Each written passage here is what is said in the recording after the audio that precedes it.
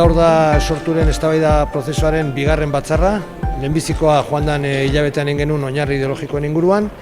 Gaur da ildo politikoarena abenduan eta gero urtarrilean edukiko dugu antolaketa ereduarena. Gaurko eztabaida ildo politikoa da ponentziaren ildo zentrala eta bertan aztertzen ditugu hurrengo urtetan sortuk garatu behar duen alde batetik estrategia orokorra, beste alde batetik estrategia hori garatzeko taktika politikoa, gero taktika politiko hori konfrontazio demokratikoaren bidez egiteko desobedientzia zibila eta holako lan tresnak nola bideratu behar ditugun. Horrekin batera laugarren puntua izango da gatazkaren konponbidea, beraz nondi bideratu behar den hurrengo urtetan gatazkaren konponbidea, eta azkeneko puntua izango da nazio eraikuntza eta eraldaketa soziala, eta beraz ezkerretik eraikiz deitzen un hilo horren bitartez, hurrengo urtetan nola landuko ditugun, bai naziotasuna, hizkuntzaren problematika, sozioekonomia, ekologia, oinarri ideologikotan tratatu ditugu gaiak.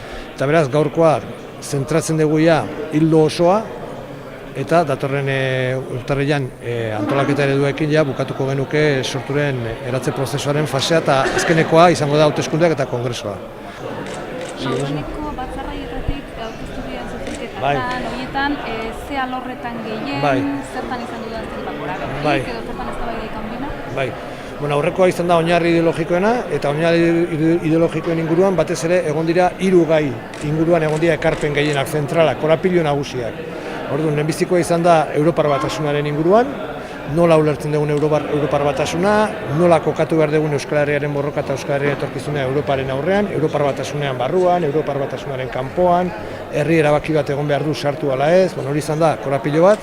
Bigarren korapiloa izan da sozialismoaren inguruan, guk esaten dugu sortun sozialismoa ulertzeko forma diferenteak kabida eduki behar dutela, eta beraz horregondan bigarren korapiloa handi hori izan da, ezkerraren ikuspuntutik, sozialismoa nola interpretatu behar dugun, nola ulertzen dugun sozialismoaren barruan demokrazia, nola ulertzen dugun, hori izan da bigarren korapilo handia, eta gero egon da hirugarren korapilo importante bat izan da euskararen munduaren inguruan, Euskal Herri euskalduna zer da, gaztelera eta frantsesa eta beste hizkuntzak ze estatus edukiko beharko luketen, euskal estatuak bermatzen duen, euskara horiek izan dira nagusiak dena dela, egontzian 400 emendakinetik gora, guk horiek reduzitu ditugu, fusionatu ditugu, eta momentu honetan eztabaidan gelditzen dira bozkatzeko aldaketak izango dira gutxi gorabehera 60 bat emendakin bozkatu beharko dira oinarri ideologikoen aldaketa ematen. Bozketa horiek gaur bertan dire edo gaurkoa bukatuta pixka eta presio? Hori da,